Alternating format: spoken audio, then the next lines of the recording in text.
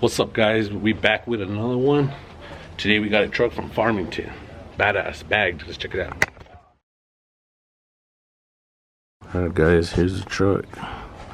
I guess they bought it in Farmington and headed to Midland, Odessa, somewhere's out there in Texas.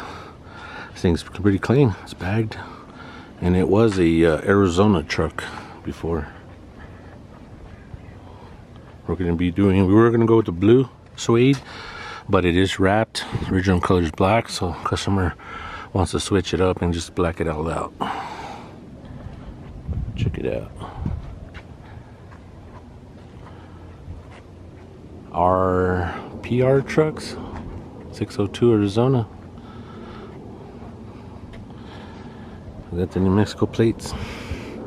Alright guys. Headliner is done.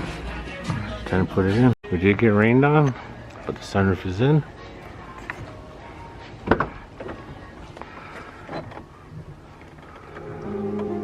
Alright, time to put the headliner in.